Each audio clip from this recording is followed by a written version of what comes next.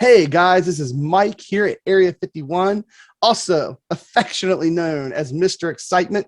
As the Admiral himself pointed out in the last video, just a couple of things as we start this video. If you like what we do here, go down below, hit that subscribe button if you had not already. It's much appreciated. And if you really want to help the channel out, the best thing you can do is to share this video, to get it out there to as many people in the iRacing community as possible. That is much appreciated. And that is how we are going to grow here at the Alien Factory.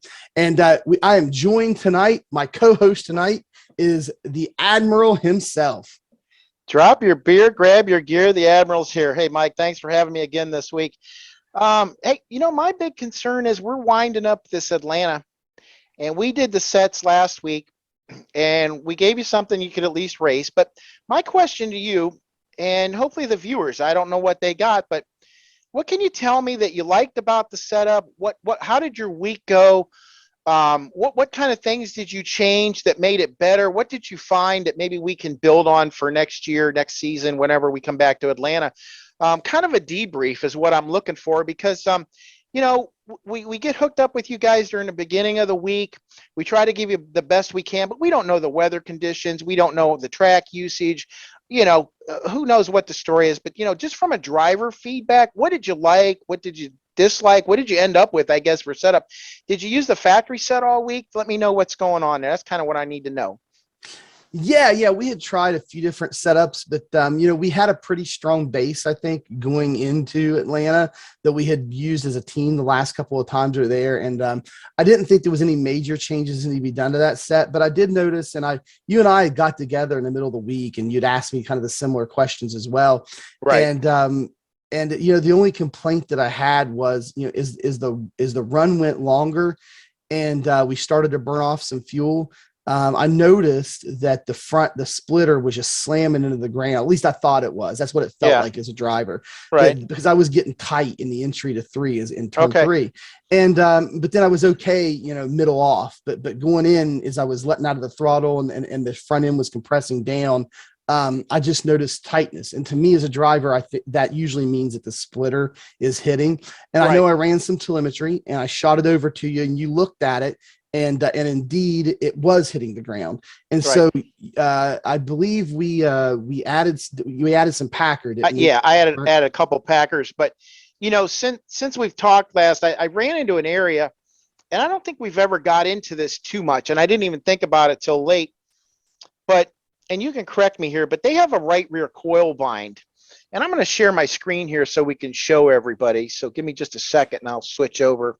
Yeah, and while you're sharing, I just want to tell everybody, hey, when Tracy added, we added just a little bit of Packer, and I ran that set for the rest of the week, and it was great. Never slammed in the track again. My tight problem going to the 3 and 4 was fixed. So yeah, Tracy was able to diagnose. And as a driver, if you have somebody that works on chassis for you, it's good when you start working with them like Tracy and I did. I was like, man, Tracy, it's getting tight. And I used to tell him that. And he's like, well, Mike, that's because it's slamming into the ground, stuff like that. So now I have more useful information that I can give to Tracy whenever we ask for feedback. And I had a suspicion of what was going on. And man, you had that fixed for me in like 15 minutes. Like, here you go. It's ready to go. And it ran great for the rest of the week. It was awesome. So I had a good week. Good. Well, I'm happy to hear that. Sorry you had to go through the learning curves, but that's what happened. You guys are kind of test dummies for us, and that's what we got to go through. So here's what I did for you. So the right rear, and iRacing just introduced this not too long ago. And I want to get into one thing before you get into that. Is it so I've noticed like in Atlanta this week, like our set's always been fast. And typically I win in several races in Atlanta each week with our set. We've had our base set.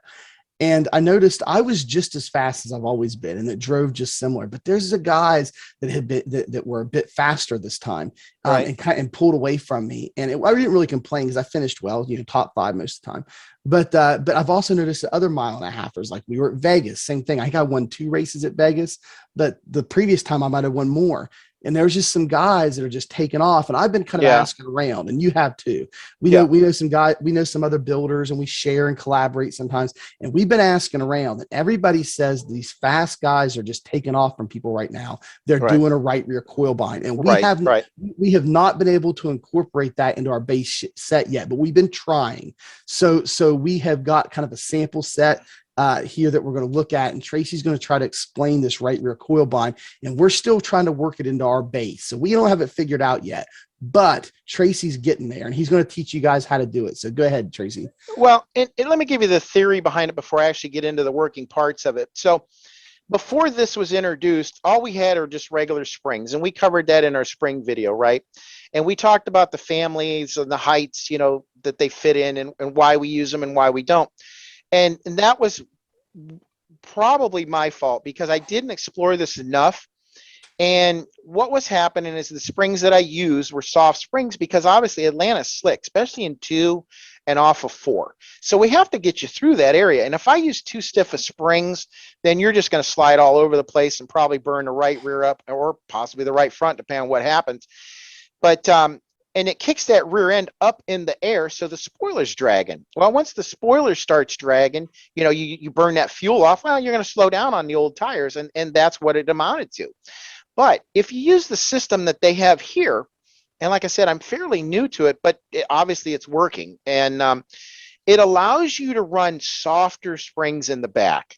Okay, under those 400s that we normally run for you. Okay, I wouldn't run 250s or 275s for you because what happens is I have to jack the rear end of the car up so high that it actually scrapes. But with this system here, it says travel to coil bind. Now, coil bind's the key word here because that's what we use in the trucks. The C-open stuff, we coil bind the front ends.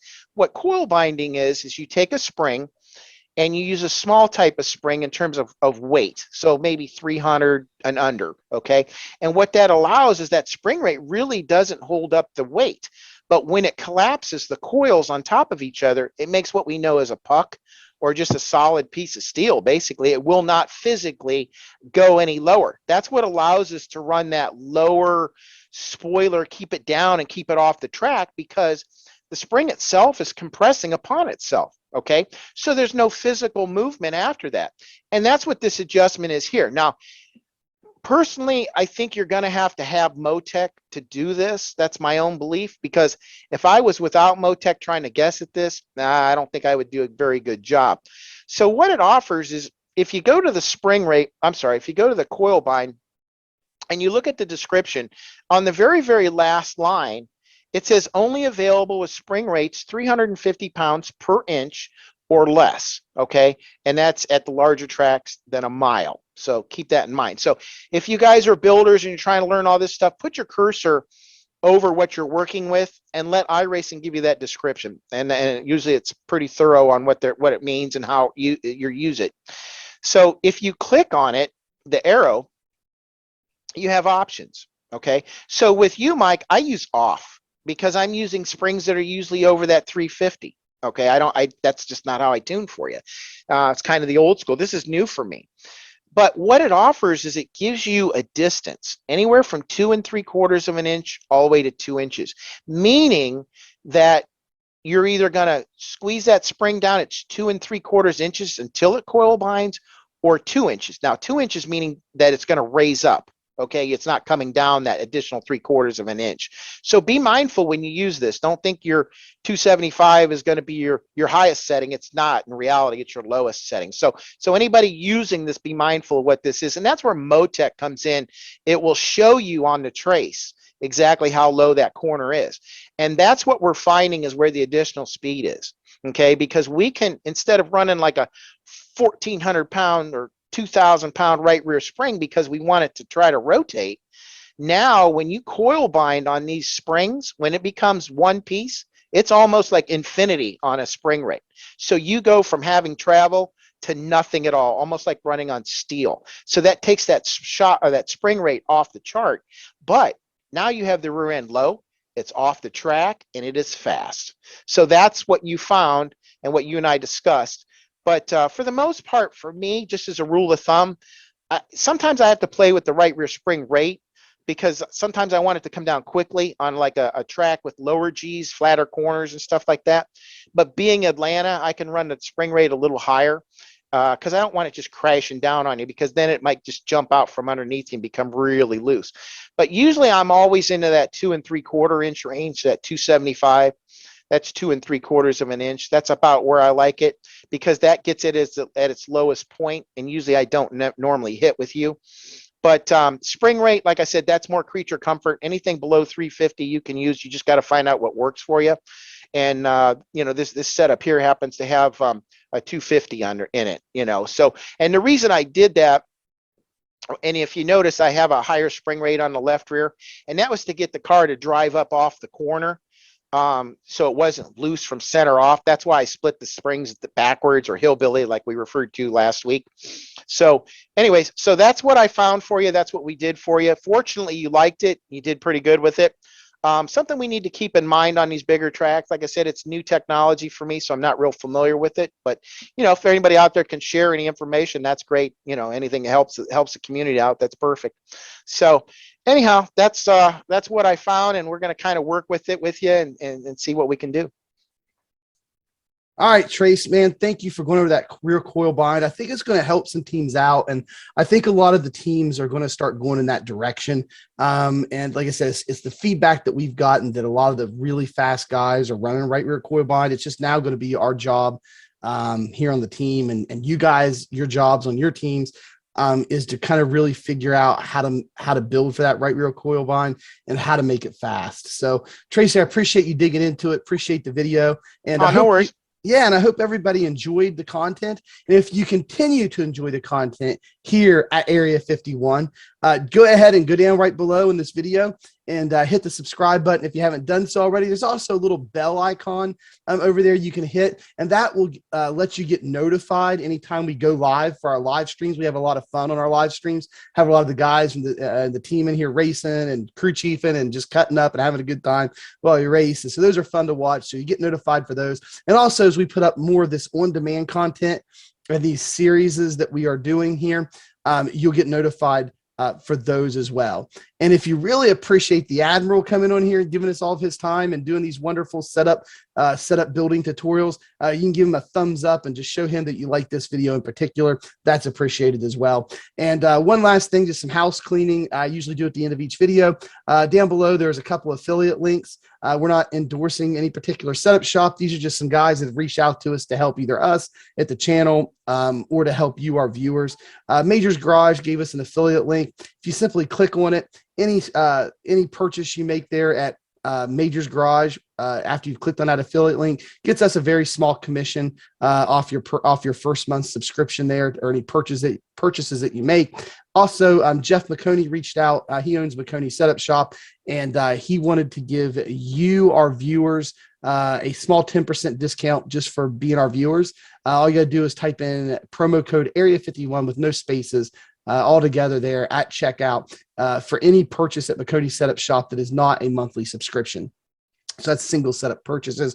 Also had a cool conversation with Kim Byron from Right Go tonight. It's possible he might be giving us a promo code for maybe 10% off or something for you guys. Maybe not. We'll see. But we did talk about it tonight. Just wanted to throw that out there. And anybody else that owns a setup shop, listen, we're not trying to promote one shop over another or anything. We're just trying to help out the viewers. There's a lot of people watching these videos now.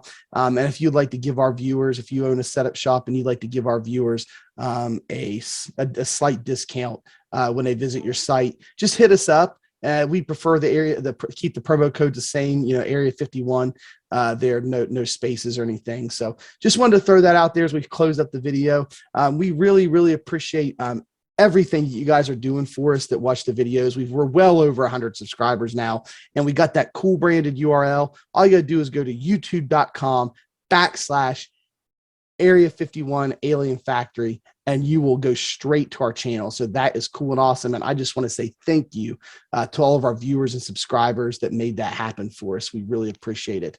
And so, as always, this is Mike Howerton here at Area 51, Mr. Excitement, joined by Tracy Rumschlag, the Admiral, here in this video. We appreciate it, you being with us. And as always, we will see you in the next one.